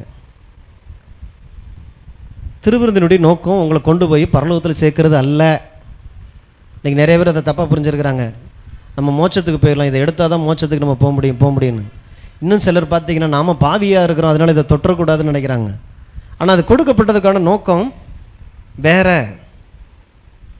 உனக்கு என்ன வாங்க வழி இல்லையா, உன்னை நேசிக்கக்கூடிய ஒரு ஊழியக்காரர் உன் சபையில் இல்லையா, ஒரு மூப்பர் வரல, என்ன இல்லை, யாரும் உனக்கு கைக்குட்டையும் கொண்டு வந்து தரல, ஏதாவது ஒரு வஸ்திரத்தின் ஓரத்தை தொடவும் வழி இல்லை, உன்னைய தொடுறதுக்கு எதுவுமே இல்லையா, ஒன்று செய், நீ என்னையை தொட்டுட்டாது போ, திருவிருந்தையாவது நீ வந்தாது அனுசரிச்சுட்டு போ, எப்படியாவது நீ சுகமாயிரு. உன் தேவனுடைய இருதயம் நான் சுகமாயிருப்பதை விரும்புகிறது. எத்தனை வழிகளை ஆண்டவர் வச்சிருக்கிறார், நம்பிடுறோம் பாருங்க. இன்னைக்கு உலகத்திலிருந்து வருகிற அந்த வார்த்தைகள் காலம் கலிகாலமாக போச்சு இல்லையா. முந்திலாம் நாங்கள் கேப்பையை திம்போம், கேழ்வரகை திம்போம், அவ்வளவு உழைச்சோம், அதனால அன்னைக்கு எல்லாம் நல்ல வயிறம் பாஞ்ச கட்டையாக இருந்தது. இன்னைக்கெல்லாம் பார்த்தீங்கன்னா சாப்பாடெலாம் மாறிடுச்சு, அதனால கை வலி வரும், கால் வலி வரும், மூட்டு வலி, எல்லா வலியும் வரும். ஏற்றுக்கிறது. ஆண்டவர் சொல்றாரு, நான் உன்னைய சுகமாக இருக்கிறதுக்கு நான் இத்தனை வழியில் நான் வச்சோம், நீ உன்னை ஏற்றுக்கொண்டினா யோபு நல்லவன், சன்மார்க்கன், உத்தமன், கடவுளுக்கு பயப்படுகிற மனிதன். ஆனால் சரியான தெய்வத்தை குறித்ததான அறிவில்லாதவனா இருந்தான். அந்த அறிவு இல்லாமல் தெளிவில்லாமல் நானும் வாழ்ந்தேன். ஆனால் நாம தான் இன்னொரு யோபு, லாசர் மாதிரி இன்னைக்கு யோபுக்கு வாழ ஒரு வாய்ப்பு கிடைச்சிச்சுன்னா எப்படி வாழ்ந்திருப்பார்? சத்துரு தடவை வரும் பொழுது எப்படி நின்றுப்பார் இல்லையா? அப்படித்தான் நம்ம பரலோகத்திலிருந்து அனுப்பப்பட்ட யோபுக்கள். பைபிளை பார்க்கும் பொழுது உங்களை பாருங்க, உங்களுக்கு ஒரு செகண்ட் சான்ஸ் ஒன்று கிடைச்சிருக்குது, மறுபிறப்பு. யோபுன்னு சொல்லி யோபை பிடிச்சிட்டு அவருடைய மைனஸா பிடிச்சி வச்சுட்டு நான் தான் அடுத்த யோபுன்னு சொல்லிடக்கூடாது. இன்னைக்கு யோபுக்கு ஒரு வாய்ப்பு கிடைச்சா எப்படி இருப்பார்? அதுக்குத்தான் தெளிவு, தேவனை அறிகிற அறிவு. நிதானித்து அறியாததினால் அநேகர் மரித்து போனார்கள், ஆக்கினை தீர்ப்படைந்தார்கள். அப்ப இன்னைக்கு பார்த்தீங்கன்னா இயேசுடைய ரத்தத்தை, இந்த சரீரத்தை அங்கே கையில் வாங்கும் போதே ஒரு விதமான பயம். ஒருவேளை நம்ம தப்பா இதை தொட்டோம்னா பரிசுத்தம் குறைஞ்சிருமோ? ஆண்டவர் சொல்றார், இதை எடுத்தாதான் நீ பரிசுத்தமா ஆக்கப்படுற, உங்களுக்காக உங்களுக்கு பாவ மன்னிப்பு உண்டாகும்படி சிந்தப்படுகிற என்னுடைய இரத்தமா இருக்கிறது, என்னுடைய பிக்கப்பட்ட சரீரமா இருக்கிறது. பாவ மன்னிப்பு அங்கேதான் வருதுன்னா நான் பாவியா இருக்கிறேன், தொட மாட்டேன்னா எப்படி? பரிசுத்தவான்கள் தான் தொடரும். யாரு தான் கடவுள் விரும்புகிற அளவுக்கு பரிசுத்தத்தில் இந்த பூமியில் இருக்கிறா? அவர் தான், நான் தான் சுத்தமான ஜலம் தெளித்து உன் உள்ளத்துக்குள்ள என்ன ஆவியை வைப்பேன், உனக்குள்ள இருக்கிற நரகங்கள், அந்த விக்கிரகமான அழுக்குகளை நான் நீக்குவேன்றார். அப்ப நீக்கப்பட்ட அந்த வழி தான் தேவனுடைய சரீரமும் தேவனுடைய இரத்தமும், திருவிருந்து, தேவனுடைய வார்த்தை, ஜெபம், துதி, ஆராதனை. நான் பரிசுத்தமாக்கப்படுகிறேன் தேவன் வைத்த வழிகளுக்குள்ள வரும்பொழுது. இதை தொடர அளவுக்கு நம்ம பரிசுத்தம் இல்லை. அதனால ஊசியை போட்டால் தானே சுகமாகுது. நான் சுகமாயிட்டு நான் ஊசி குத்திக்கிறேன்பா. உங்களை நீங்களே சரி பண்ணிக்கிட்டு பரிசுத்தம் ஆயிட்டீங்கன்னா அப்புறம் எதுக்கு இந்த இயேசுனுடைய சரீரம், ரத்தம், எதுக்கு சிலுவை, எதுக்கு சபை, எதுக்கு வார்த்தை? உங்களால் உங்களை சரி செய்ய முடியாதுங்கிறதுனால தான் தேவனுடைய பலனை கொண்டு வந்திருக்கிறது தான் தேவனுடைய சரீரமும் ரத்தமா இருக்கிறது. நிதானித்தறியுங்கள். அப்ப ரத்தம், நாம பாவம் செய்கிறோம், சுகத்தை பெற்றுக்கொள்வதற்கு அது தடையா இருக்குது. அப்ப இயேசுடைய ரத்தம் நம்மை கழுவி சுத்திகரித்துகிறது. அதனால நான் இப்ப பாவத்திலிருந்து விடுதலையாக்கப்பட்டதுனால சுகத்தை பெற்றுக்கொள்வது எனக்கு எளிதா இருக்குது. சரீரம், இயேசுடைய சரீரத்தை பார்த்தீங்கன்னா சிலுவையில் அடிக்கப்படுவதற்காக ஒப்பு கொடுக்கப்படுறாங்க. பிலாத்து பார்த்தீங்கன்னா அவரை வாரினால் அடிக்க ஒப்பு கொடுத்தான்னு பார்க்குறோம். எக்ஸ்பர்ட்டான ஆட்கள் வந்து அடிக்கிறாங்க. ஒரு வாறு வந்து அதை அப்படியே பிரிஞ்சு பல வாறுகளாக பிரிஞ்சு போய் அதனுடைய நுனியில் பார்த்தீங்கன்னா அநேக அந்த சதையை பிக்கக்கூடிய ஆயுதங்களாக அது இருக்குது. ஒவ்வொரு அடியும் பார்த்தீங்கன்னா ஓங்கி ஓங்கி அடிக்கும் போது போய் கரெக்டாக அப்படி கேட்ச் ஆகி அப்படி சுண்டி ஒரு நிமிஷம் அப்படி விட்டு அப்படி சுண்டி இழுப்பாங்க. அப்படி இழுக்கும் பொழுது பார்த்தீங்கன்னா அத்தனை துண்டுகளும் அங்கே இருக்கக்கூடிய சுவற்றின் மீது படுகிறது. வேதம் சொல்லுகிறது, அவருடைய தழும்புகளால் நான் சுகமாக இருக்கிறதுக்காகவே தழும்பு ஏற்றுக்கிட்டாரங்க. எதையும் அவர் இங்கே மறுக்கலை. நான் நன்றாக இருப்பதற்காக, சரீரத்தில் சுகத்தோடு கூட வாழ்வதற்காக, நான் ஆராதிக்கிறவர், நான் நம்புகிற ஏன் தகப்பன் எனக்காக தழும்பு ஆனார். அந்த தழும்பு எப்படி வந்தது? அடிச்சு அடிச்சு பிச்சை எடுத்தாங்க. சங்கீதக்காரன் சொல்றான், அவருடைய முதுகு உழுத நிலம் போல் இருந்தது. இதுக்கு இந்த சுகத்தை பெற்றுக்கொள்வதற்கு வயசு தடை இல்லை. இந்த சுகத்தை பெற்றுக்கொள்றதுக்கு நான் சரியான சின்ன வயசுல சரியா எனக்கு ஊட்டச்சத்துலாம் இல்லை, எனக்கு யாரும் சரியா எனக்கு சாப்பாடுலாம் ஊட்டல, தாய்ப்பால் கிடைக்கலன்னு சொல்றது இல்லை. விசுவாசிக்கிறேன், ஆண்டவரே உம்முடைய தழும்புகளால் நான் சுகமாக இருக்கிறேன். ஏதாவது ஒரு ஒளியிலையாவது நீங்க சுகமா இருக்கிறத விரும்புகிற தேவன் தானே ஒழிய யோபுவை அவர் வியாதியினால் வாதித்தார்னு சொல்றத ஏற்றுக்கொள்ளக்கூடாது. அடுத்து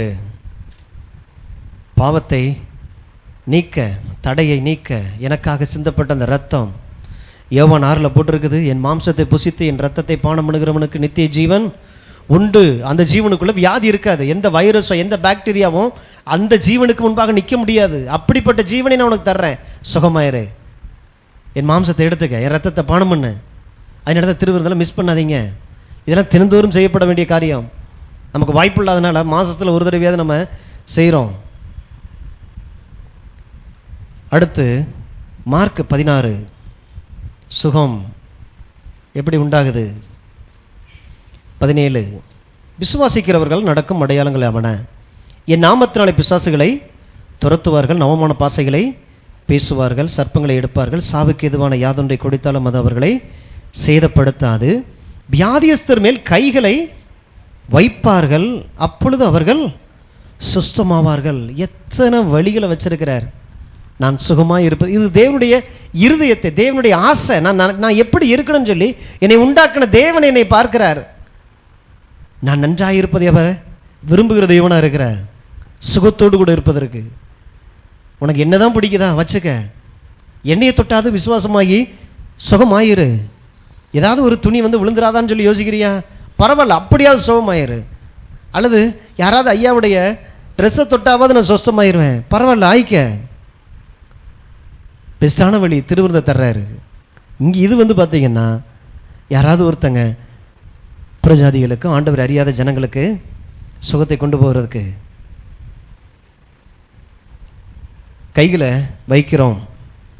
கைகளை வைக்கிறதுனால அல்ல, அவங்க கையில வைச்சா சுகம் ஆவான்னு சொல்லி நீ நம்பி போய் கையை வைக்கிறீல்ல, இது யாருக்குன்னா இது உங்களுக்கு இல்லை. நீங்க போய் உங்க பக்கத்து வீட்டுக்காரங்க, கடவுள் அறியாதவங்க, வியாதியில் இருக்கிறவங்களுக்கு தொடுறோம் இல்லையா? தொடும் பொழுது ஆண்டவரே வியாதியஸ்தர் மீது கைகளை வைப்பீர்கள், அப்பொழுது அவர்கள் சொஸ்தமாவார்கள். நீங்க சொன்னீங்க, நீங்க சொன்னதான் நான் விசுவாசிக்கிறேன், அதனால நான் இப்ப கையை வைக்க. ஏன் கை ஒன்றும் இல்லை, கையில் வைக்கும்போது சொஸ்தமாகுது, அவர்களுக்கே சொஸ்தமாகுதுன்னா அப்போ உங்க தலையில நீங்க கையை வச்சு விசுவாசத்தோடு ஜெபம் பண்ணும்போது சுகமாகாதா? இது ஒரு நாள் நடக்காம இருக்கலாம். டாக்டர்கிட்ட போறோம், டேப்லெட்டை போடுறோம், அவர் 3 நாளைக்கு முதல்ல எழுதி கொடுக்குறாரு, அதுக்கப்புறம் 5 நாள் எழுதி கொடுக்குறாரு.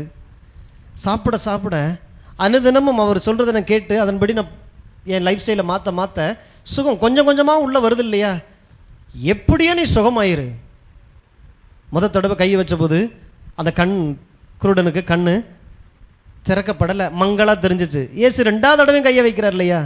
அந்த மாதிரியாவது போங்க, டெய்லி அனுதினமும் சுகத்தை எப்படியாவது உங்க சரீரத்துக்குள்ள ஏற்றுக்கொள்ளுங்க. வலி இருக்குதா, எங்க வலிக்குதோ வைங்க கையை. ஆண்டவர் நீர் சொல்லி இருக்கிறீர், நான் செய்கிறேன் ஆண்டவர், அவ்வளவுதான். என்ன நடக்க போது தெரியாது, நீங்க சொன்னீங்க நான் செய்கிறேன், நான் விசுவாசிக்கிறேன், அவ்வளவுதான். காசு இல்லாம, செலவு இல்லாம, வழி இல்லாம சுலபமாய் உங்கள் சுகத்தை நீங்கள் பெற்றுக்கொள்ள முடியும். தேவன் அப்படி இருக்கத்தான் விரும்புகிறார். அப்ப இதெல்லாம் இத்தனை வழிகளை வச்சிருக்கிற ஆண்டவர் யோபு வியாதிப்பட்டு இருக்கும் பொழுது அவர் மனசு எப்படி இருந்திருக்கும்? எப்படியாவது நீ சுகமாயிர மாட்டியா? இல்ல யோபுவினுடைய சுகத்துக்காக கர்த்தர் காத்து கொண்டு இருந்திருக்கிறார். அதானே தெரியுது, அவருடைய இருதயத்தை தானே பார்க்குறோம். மனம் திரும்பின உடனே எல்லாமே 2 மடங்காக திரும்பி வருகிறது. அடுத்து யோவான் 14, யோவான் சுவிசேஷம் 14ஆம் அதிகாரம் 13. நீங்கள் இந்நாமத்தினாலே எதை கேட்பீர்களோ குமாரனில் பிதா மகிமைப்படும்படியாக அதை செய்வேன். என் நாமத்தினால் நீங்கள் எதை கேட்டாலும் அதை நான் செய்வேன். இது ஆண்டவரிடத்தில் கேட்க சொல்லி சொல்லப்பட்ட வார்த்தை இல்லை.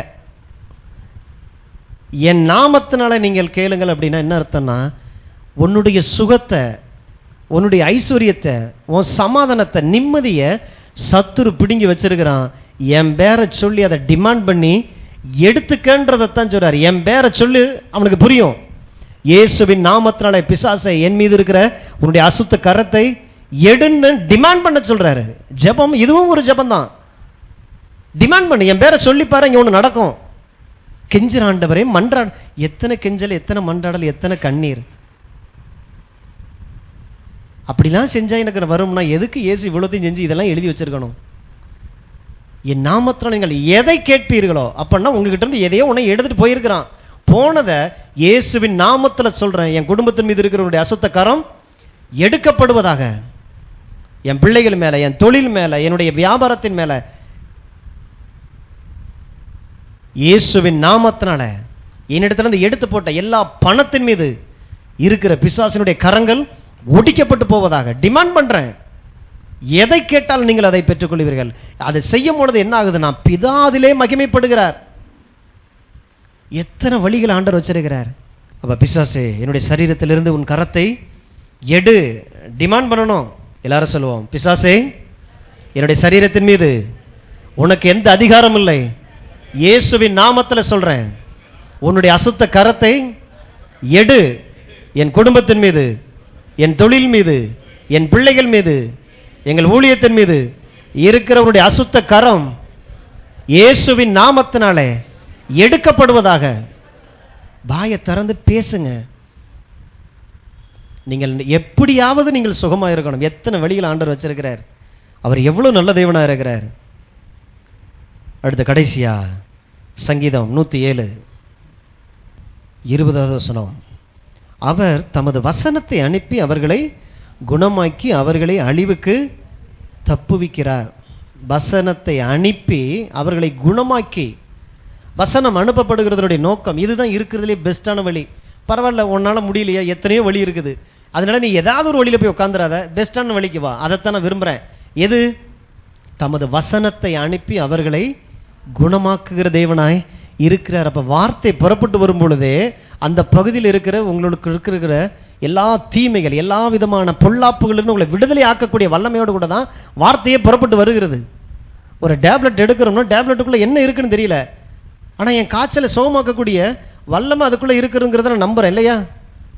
என்ன இருக்குன்னு தெரியல, ஆனா என்னமோ ஒன்று இருக்குது. போட்டா டாக்டர் சொல்லிட்டாரு, போட்டா சோமா. அந்த அறிவு இருக்குது இல்ல, அவ்வளவு போதும். தேவனுடைய வார்த்தையை ராத்திரி பகலா உட்காந்து வாயில வச்சு நான் அனுப்ப அனுப்ப அனுப்ப இதுதான் தேவன் நம்மள்கிட்ட எதிர்பார்க்கக்கூடிய சிறந்த வழி. நீங்கள் குணமாவதற்கு, நீங்கள் நன்றாக இருப்பதற்கு தேவன் இந்த பூமியில ஏற்படுத்தி வைத்திருக்கிற சிறந்த வழி என்னன்னா, வார்த்தையின் வழி ஒண்ணுதான். தமது வசனத்தை அனுப்பி அவர்களை குணமாக்குகிறார். 107:17 நீர்மூடர் தங்கள் பாதக மார்க்கத்தாலும் தங்கள் அக்கிரமங்களினாலும் நோய் கொண்டு ஒடுங்கி போகிறார்கள். அவர்கள் ஆத்துமா சகல போஜனத்தையும் ஆரோசிக்கிறது. அவர்கள் மரண வாசல்கள் பரியந்தம் சமீபிக்கிறார்கள். நீர்மூடர், பாவிகளை சொல்லல, நீர்மூடர். யோபு ரொம்ப நல்ல மனுஷன், கடவுளுக்கு பயப்படுற ஆளு, ஆனால் சரியான தெளிவில்லை. மூடத்தனம் இருக்கும் பொழுது என்ன ஆகுதுன்னா, இங்க வியாதி வந்து மரண வாசல் வரைக்கும் போவார். அந்த நேரத்தில் தான் தேவன் தமது வசனத்தை அனுப்பி அந்த மூடரை தூக்குறாரு. நாமளும் மூடத்தனத்தில் இருந்துடக்கூடாதுங்கிறதுக்கு தான் இதெல்லாம் பேசுறாரு. விசுவாசிக்கிறீங்களா? இல்லை ஜிஹெச்சில் வச்சு பேசப்பட வேண்டிய வார்த்தையா? நான் ஜிஹெச் போயிடாதபடி எப்பயுமே நான் சுகமாய் இருக்கும்படி ஏற்கனவே இருக்கிறவங்களை தூக்குறதுக்காகத்தான் தேவன் நமக்குள்ள வார்த்தையை அனுப்புகிறார். இந்த வார்த்தை அநேகரை குணமாக்க வர்றதுக்குத்தான் உங்களுக்கு அனுப்புறார். ஏன்னா உங்களுக்கு பின்னால ஒரு உலகம் இருக்குது. அங்கே போயிட்டு ஆமா இது சரி செய்ய முடியாத ஒரு வியாதி தான், ஓ டாக்டரே இப்படி சொல்லிட்டாரா, ஓ இத்தனை காலம் தான் ஆகும்னு சொல்லிட்டாரா, அப்போ எதையாவது நல்லது கெட்டதை தின்னுட்டு ஆயத்தமாயிட்டு இருங்கன்னு சொல்றதுக்காக நம்மளை ஆண்டவர் ஒரு நாள் எந்த இடத்துக்கு அனுப்ப மாட்டார். மரண வாசல்ல இருக்கிறவன்ட்ட கூட கடவுளுடைய வார்த்தையை நீங்க விசுவாசத்தோடு கூட போய் பேசி ஆளை தூக்கி கொண்டு வந்துடலான்றார். பாதாளத்தின் வல்லமைகளை நாம் மேற்கொள்ளுகிறவர்களாக இருக்கிறோம். சத்துருக்களின் எல்லைகளை நாம் சுதந்திரிக்கிறவர்களாக இருக்கிறோம். சத்துருக்கள் எல்லைகளை எப்படி சுதந்திரிக்கிறது? இப்படித்தான் மரண கட்டுக்குள்ள போய் கடைசி நிலையில இருக்கிறாங்கல்ல, தேவ வார்த்தையை சொல்லி ஆளை தூக்குறது. தேவனுக்காக வாழ்ந்துரு, இனி வாழ்ற வாழ்க்கையாது கடவுளுக்காக வாழுன்னு சொல்லி அவனை ஆசீர்வதிச்சு எழுப்புறதுக்கு தான் ஆண்டவர் நம்மளை கொண்டு வந்திருக்கிற. லாசரு கல்லறைக்கு முன்னால போய் செத்து 4 நாள் ஆச்சு, எழுப்பி கொண்டு வந்தார் இல்லையா? அதே தேவன் தான் இன்னைக்கு நம்ம கூட கூட இருக்கிற. இன்னைக்கு 13வது சீசனா உங்களை வச்சுட்டு லாசரு கல்லறைக்கு முன்னால ஆண்டவர் உங்களை கொண்டு போறாரு. மற்ற 12 பேரும் இங்கே அன்னைக்கு ஒதுங்கி நின்றுப்பாங்க இல்லையா? என்னமோ ஒன்று சொல்லும். ஏன்னா போகும்போதே வாங்க நம்மளும் இவரோட சேர்ந்து கல்லெறிப்பட்டு சாவோன்னு சொல்லி தான் கிளம்பி போனாங்க. செத்துட்டான்னு சொல்கிறோம், இவர் தூங்கிட்டு இருக்காருன்னு சொல்கிறாரு. இப்போ தான் அடித்து துரத்துனாங்க, திரும்பவும் இவர் நம்மளை கொல்லாமல் விட மாட்டார் போன தான் போனாங்க. அந்த 13வது சீசனாக நீங்கள் போயிருந்தீங்கன்னா என்ன பண்ணுவீங்க? இன்னைக்கு ஆண்டவர் உங்களுக்கு டயர்டாக இருக்கும், நீங்கள் இருங்க நான் போயிட்டு வந்துடுறேன். ஏப்பா லாசரை நான் எழுப்பிட்டு வந்துடுறேன். ஏன் ஏற்கனவே எழுப்புனதை தான் பார்த்துட்டேன்ல. இந்த விசுவாசத்தை தான் இன்னைக்கு தேவன் நம்மகிட்ட எதிர்பார்க்கிறாரு. நான் இன்னமும் பார்த்தீங்கன்னாக்க பழைய லாசர்வே பிடிச்சிக்கிட்டு ஏழை லாசர்வே பிடிச்சிக்கிட்டு யோபை பிடிச்சிட்டு இருக்கிறது இல்லை. கடவுளை நான் பிடித்தே கொண்டேன் அப்படின்னா அவங்க விட்டு போன காரியங்களை எல்லாவற்றையும் இன்னைக்கு நம்ம எல்லாத்தையும் சரி செஞ்சிடலாம். ஆமே, விசுவாசிங்க, உயிரோட்டமா இருங்க. எதெல்லாம் ஆபிரகாம் தவறுனாரோ, ஈசாக்கு தவறுனாரோ, யாக்கோபு தவறுனாரோ எல்லாவற்றையும் நான் இப்ப திரும்ப எடுத்துடலாம். அதுக்கு தான் அதெல்லாத்தையும் ஆண்டவர் எழுதி வச்சுட்டு சிலுவைக்கு பின்னாலே நமக்கு காட்டிட்டாரு. பிரசங்கில போட்டிருக்கு, செய்யப்பட்டவைகள் எல்லாமே ஏற்கனவே செய்யப்பட்டதுதான், புதுசா எதுவுமே ஒன்று செஞ்சிடலையா. ஏற்கனவே நடந்ததுதான் இப்பொழுது செய்யப்படுகிறது, இனி நடக்க போறதும் ஏற்கனவே சம்பவித்தது, புதுசா எதுவும் சம்பவிக்கலைன்றாரு. அப்படி நீங்க வேதத்தை அணுகுனீங்க அப்படின்னா ஆபிரகாமுக்கு என்ன செய்யப்பட்டதோ அதான் எனக்கு செய்யப்படும். அதனாலதான் ஒழுங்கா ஒரு மனைவியோட வாழ்ந்துட்டு போயிடலாம். பிள்ளைன்ட்டு ஆகாரம் தேட வேண்டியது இருக்காது. அந்த ஆபிரகாம் தேடினார், நான் தேட வேண்டிய அவசியம் இல்லை. ஏன்? விசுவாசத்தின் தேவன் கட்டாயம் தருவார். இன்னைக்கு நான் ஈசாக்க இருந்தேன்னா தோன்ற துறவெல்லாம் மூடுறானா, தொழில் எல்லாத்தையும் லாஸ் ஆக்குறாங்களா? லாஸ் ஆக்கும் போது எட்டிட்டு இதை தோண்டிக்கிட்டு இருப்பேன். எனக்கான ரெகபோத் ஒன்று இருக்குது. இவன் எத்தனை தான் மண்ணள்ளி போட்டாலும் என் தொழில எனக்கான நான் பெருகும்படியான ரெகபோத் ஒன்று எனக்கு இருக்குது, விட்டுற மாட்டேன். 2 குழியை தோண்டிட்டு அள்ளி போட்டுட்டு இருக்கான். நானும் போய் மூட்டையை தூக்கிட்டு பஞ்சம் முளைக்க போறேன்னு போறதில்ல. ரெகோபோத் எனக்கு இருக்குது. கணவர் கல்யாணம் ஆயிடுச்சு, குறைபட ஆரம்பிக்குது. இப்ப இருந்தா என்ன செய்வீங்க? நீங்க தான் 13வது சீசன் இருந்தா என்ன பண்ணுவீங்க? மரியாள் போய் இயேசுட்ட சொல்லிட்டு இருப்பாங்கல்ல, ஐயாவை டிஸ்டர்ப் பண்ணாதீங்க, நான் பார்த்துக்கிறேன். என்ன செஞ்சிட்டு போறீங்க? இயேசுவின் நாமத்தினால இந்த தண்ணி ஆசீர்வதிக்கிறேன். இப்போ எடுத்து ஊத்துப்பா. தமது முதலாவது அற்புதத்தை செய்தார். அந்த பாக்கியம் உங்களுக்கு கிடைச்சிடாதா? அப்படியாவது கிடைக்கட்டும்னு சொல்லி தான் 5 அப்பம் 2 மீன் கிடைக்கும் போது நீங்களே அவர்களுக்கு போஜனம் கொடுங்கன்னா, நான் தேவ இடத்தை பிடிக்கிறதா, கடவுளுடைய ஸ்தானத்தை பிடிக்கிறதா? கடவுள் தான் அந்த ஸ்தானத்தை எனக்கு கொடுத்துருக்கிறார். என் ஸ்தானத்துல தான் இந்த பூமியில இருக்கிற, உன்னை தூக்கி என் உன்னதங்களிலே என்னோடு கூட வலது பாரசத்துல என்னை உட்கார வச்சிருக்கிறேன்னா வேற எதுக்கு? நல்லா அப்படி சோக்கா இருக்குங்கிறதுக்கா? செல்ஃபி எடுத்து போடுறதுக்கா? பார்த்துக்கங்க, நான் பரலோகத்தில் இயேசுவோடு கூட நான் உட்கார்ந்துருக்கிறேன். அதெல்லாம் வச்சு என்ன செஞ்சோம்? மாற்றுங்க. ஆண்டவரே, நான் ஆசீர்வதிச்சு நான் பெருக்கி கொடுக்குறேன். இன்னைக்கு உங்க வீட்டில் அதை பெருகட்டும். முதல்ல வாங்குற சம்பளத்தை எடுத்து வச்சு முதல்ல ஆசீர்வதிச்சு பழகுங்க. ஆண்டவரே, 5 அப்பம் 2 மீன் பெருகினது இல்லையா? இந்த சம்பளம் என்னத்துக்கு பத்திரம்? இதை வச்சு நான் என்னத்தை செய்யறது? இது குறைவா இருக்குது. இப்படி புலம்பாம முறுமுறுக்காம இருக்கிற கொஞ்சம் 5 அப்பம் 2 மீன் தானே, தேவை ரொம்ப பெருசுதான். என் தகப்பன் என்ன செஞ்சார்? அதாங்க விசுவாச வாழ்க்கை. இதை வச்சு நான் என்ன செஞ்சுறது? இதை வச்சு நான் என்ன செஞ்சுறது? இப்படிப்பட்ட ஆள்கிட்ட இன்னும் நிறைய கொடுத்தாலும் ஒன்றும் செய்ய போறது இல்லை. அதனால தான் அப்படிப்பட்ட ஆள்கிட்ட இருக்கிறது பிடுங்கப்படுது, நிறைய வச்சிருக்கிறவன்கிட்ட கொடுக்கப்படுது. ஏன்னா கொடுக்கிறவன் அவன் ஆசீர்வதிச்சு சம்பாதித்தான். விசுவாசத்தோடு கூட பெருகணும்.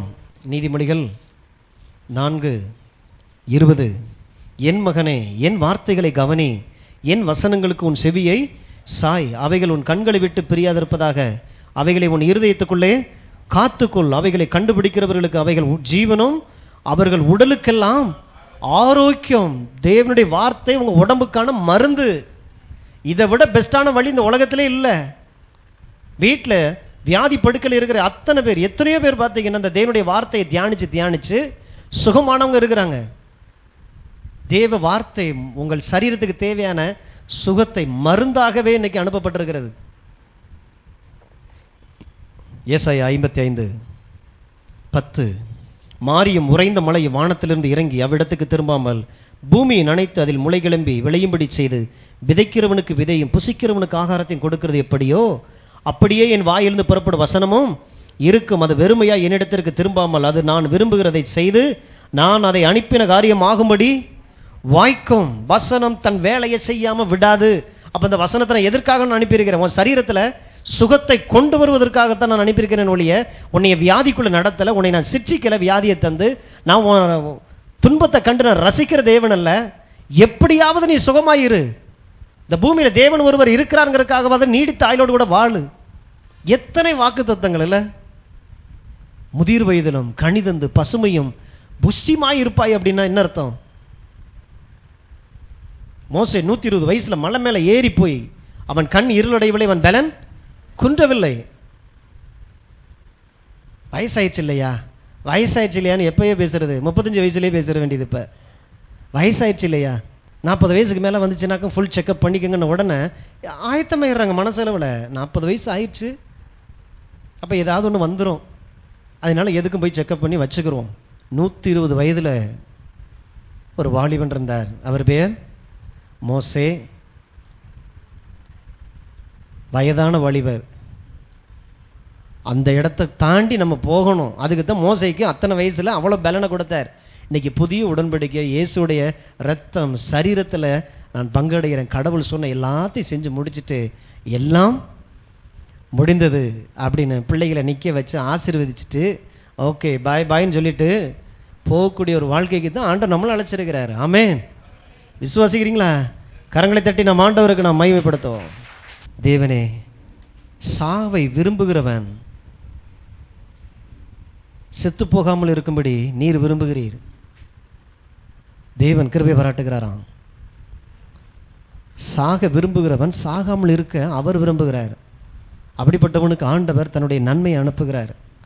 தேவனால் அனுப்பப்பட்ட இத்தனை நன்மைகள் இருக்கும்போது ஒரு யோபுல ஒரு வார்த்தையை அவர் புலம்புனதை பிடிச்சி வச்சுட்டு கர்த்தரிடத்திலிருந்து நன்மையை பெற்ற நாம் தீமையும் பெற வேண்டாமோன்னு சொல்லி வீட்டில் நீங்கள் புலம்பக்கூடாது. கர்த்தர் தந்தார், கர்த்தர் கொடுத்தார், கர்த்தர் எடுத்தார். கர்த்தருடைய நாமத்துக்கு ஸ்தோத்திரம் வரவே கூடாது. கண்கள் திறக்கப்பட்ட யோபுக்கள் நாம் இன்னைக்கு, கண்கள் திறக்கப்பட்ட யோபுக்களாய் நாம் இன்னைக்கு இருக்கிறோம். விசுவாசத்தோடு கூட ஆண்டவர் அந்த யோபு இழந்ததை அவர் வாழ்க்கையில் உண்மை சரியா அறியாதனால இழந்து போனது எல்லாவற்றையும் திரும்ப எடுப்பதற்காக நீர் என்னை கொண்டு வந்திருக்கிறீர். உமக்கு ஸ்தோத்திரம் ஸ்தோத்திரம் சொல்ல பழகணும். ஜெயிப்போம். தகப்பனே, நன்றியோடு கூட துதிக்கிறோம். இயேசுவினுடைய ரத்தத்திற்காய் ஆண்டவரே, இயேசுவின் சரீரத்திற்காய் நன்றி செலுத்துகிறோம். இது ரத்தத்தின் மாதிரி அல்ல, சரீரத்தின் மாதிரி அல்ல. அப்பத்தை பிட்டு இதை வாங்கி புசியுங்கள், உங்களுக்காக பிற்கப்படுகிற என்னுடைய சரீரம் என்று சொன்னீரே, அந்த விசுவாசத்தை உடையவர்களாய் நாங்கள் இதில் பங்கடைகிறோம். இயேசுவின் நாமத்தில் நாங்கள் மீட்கப்படும்படியாக எல்லா ரீதியிலும் எங்கள் ஆவி, ஆத்மா, சரீரம், பொருளாதாரம், சமுதாயம், பிள்ளைகள், ஊழியம், எங்கள் தொழில் எல்லாவற்றிலும் நாங்கள் மீட்படைந்தவர்கள் என்பதை ஆண்டவர் வெளிப்படுத்துவதற்கு ஒரு வாய்ப்பை தந்தீரே. இயேசுவின் நாமத்தினாலே ஆண்டவரே, இந்த சரீரத்தை, இந்த ரத்தத்தை நாங்கள் ஆசீர்வதிக்கிறோம். கர்த்தாவே, இதில் பங்கெடுக்கிற நம்முடைய பிள்ளைகள் பாக்கியவான்களாக இருக்கிறார்களே ராஜாவே, இது அவருடைய கரத்திலே வரும் பொழுது உம்மிடத்திலிருந்து பெற்றுக்கொண்டதை அவர்கள் உணரச் செய்யும். ஆசீர்வதிக்கிறேன் இயேசுவின் நாமத்தில் பிதாவே.